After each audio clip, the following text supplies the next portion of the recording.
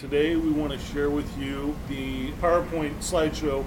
We have been, over the past few months, gathering information from you, from your departments during the intake sessions. We have conducted surveys. We have reviewed your existing websites. This is our first overview of how we see the new site taking shape, what we think are going to be requirements for the new site.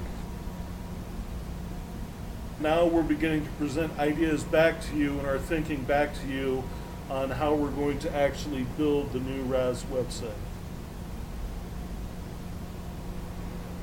So our overarching objective, it's about making a site that is not just an effective source of information, but one which is efficient, meaning we want to get users to the content that they need as efficiently as possible. Context is an important characteristic for how to serve up content. That supporting the research process also in many respects means providing a comprehensive understanding of what that process is. So with that said, we will dive right into our 9 core strategies. And the first of which is that content should be served according to the type of user as well as the user's need state.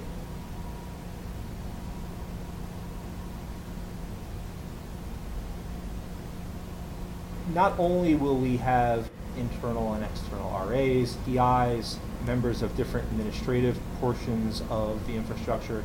All of these people represent different types of users, but that doesn't mean that that one role qualifies them as just having one need. It's one of the easiest ways to provide context because it immediately shows a piece of content according to where somebody might be in their work, in their job.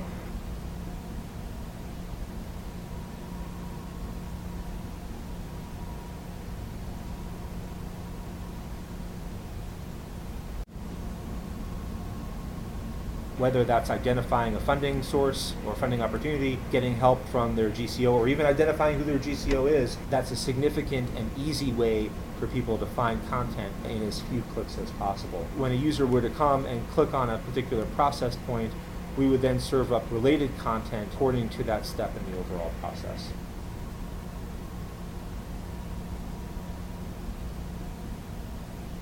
What happens when a very seasoned researcher or experienced user comes to the site and they are trying to find a particular piece of content, looking at that same list of process steps, but flipping it around and asking a simple question like, what do you need to do? I need to ... and then serve up a menu or an architecture that positions the most likely answers to that very simple question. I need to find funding. I need to learn about regulations for hiring international students as part of my research team. These are significant questions and ones which can be grouped in a different way from a process point of view, but instead towards groupings of likely tasks. And then the last piece of this is looking at search. Site search can be a really efficient way to surface content to users. Right now we know that a lot of users are going to Google, finding content through external search, and then making their way in, rarely if ever using the Cornell Enterprise Search widget. So instead of trying to serve up more relevant content according to keywords, one way that we can beat Google hands down every time is again by providing context. So if you think about the tasks or the process metaphors that I just discussed, really what I'm suggesting is a site-wide taxonomy. And one of the things that we think is really important is to provide multiple taxonomies, multiple different information hierarchies, but then also in search, one of the great things that we can do, because all of this information will be tagged with those taxonomies, is within the search results themselves, we can provide a cue as to where that particular search result might live within the research process or task-based structures. Regardless of how users are accessing content, provides them with a signal as to where that content sits and what's going to happen next as a result of clicking. The next strategy is to think about all of those things I just mentioned and to do so within a user-centric design process. That means a bunch of things. It means accessible content, but importantly, what it means from an application point of view is that the site needs to build confidence. It needs to build confidence in the content that users will see when they click to an endpoint. We need to build confidence in the accuracy of that content. That content description should be brief. You don't want to overwhelm them with long descriptions.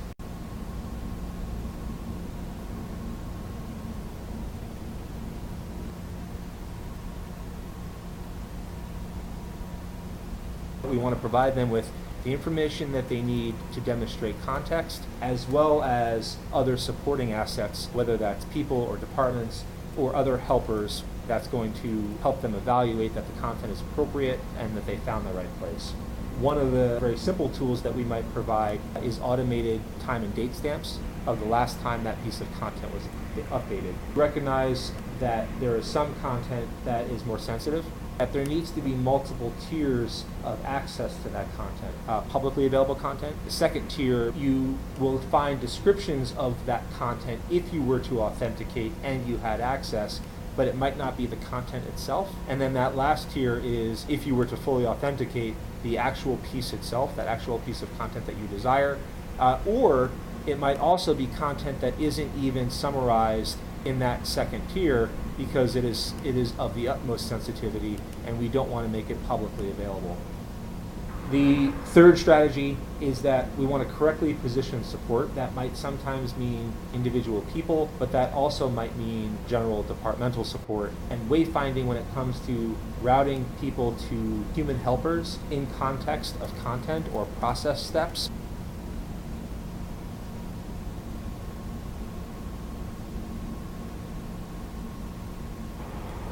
This next section, news and announcements. This strategy is as much about centralizing and providing searchable information as it is about providing related news and announcements, whether that's the announcement of an upcoming event or a change in a piece of regulatory information. Any of these pieces of news relevant to all of those different content endpoints, we want to provide a repository of information, a searchable and centralized opportunity for people to find those pieces of news as they are related to a particular piece of content in a just-in-time fashion. We want to serve up that latest piece of news information as it correlates to that process click point, so that way we are aggregating all of these different information nodes into a single view on a page for a user to scan that which is most relevant, whether that's a piece of news or a policy or a form or an event.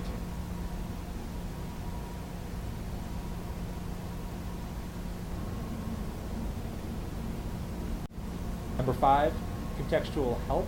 Different than an FAQ, we're looking at help topics more than just a repository of the top 10 questions asked. We see help as a way where we can marry up a piece of helper content with another piece of content on the site following that same just-in-time philosophy. There's obviously any number of ways that you might show help, topically, chronologically, or about people and human resources. These can all be served in the context of process or task, but also similar to news and announcements as a list object, a searchable database repository. But more than news and announcements, this is an opportunity similar to FAQs where you can solicit feedback to help build the library. So as people ask questions, this website will always remain fresh that way.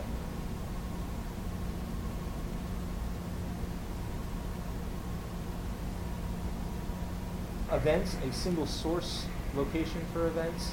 We heard that people didn't always know when they were supposed to attend a piece of training or an event, or that there were training opportunities available. Again, we want to correlate these events or training opportunities, chronological pieces of content, with the same taxonomy to demonstrate their relatedness to other pieces of content. So if there's a compliance process step and someone who's brand new to doing research at Cornell, we might serve an event as a related piece of content to that particular thing that they were seeking. So that way we're building awareness that, hey, if you're looking for this form, or if you're looking to do research with radioactive materials or conduct animal research, and there are pieces of training or compliance information that they need, we will serve those related content nodes with whatever it was that the user was originally seeking. The way faceted navigation works is we use a simple search text box along with a main nav bar, and we dim or even hide pieces of content based upon keywords that a user might enter. This is a really fast way to get users to what they're seeking without having to have a lot of guesswork, clicking back, perhaps losing their way. Here's a way that we can mitigate some of those additional clicks required to find your way within the site.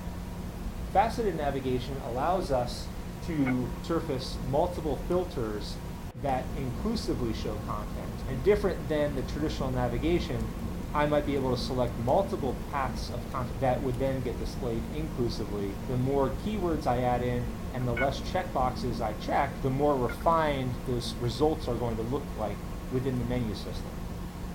As primary footer navigation structure, we might surface departments. And then what we would serve when somebody clicks on the department page is a short description about that department. And then the top N number of most often sought out pieces of content as it relates to that department. And the reason why we can do that is because the application can intelligently weight content, but another great thing that the application will do is automate that weighting.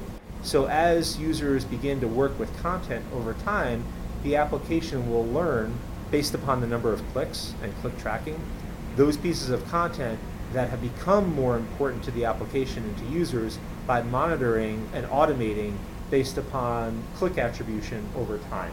Another thing that we'll want to do in the footer beyond just looking at prioritized content and department is also look at key content types, events, forms, policy information that may exist either on or off site, and do so in a highly efficient manner.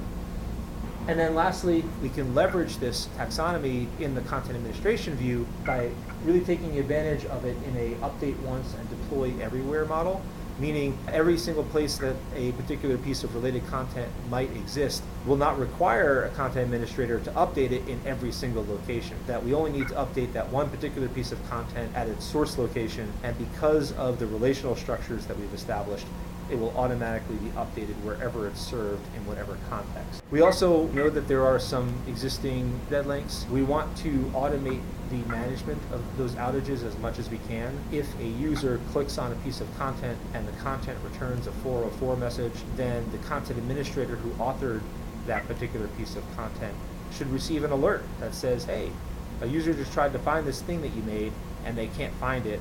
Please go and update that piece of content. It is critical that those who are content administrators understand the value and relevancy of their content according to the needs of users. Part of that will be about a measurement plan, so that way we are creating a warehouse of data that you can use as discussion starters and as tools to maintain and ensure the efficacy of content over time.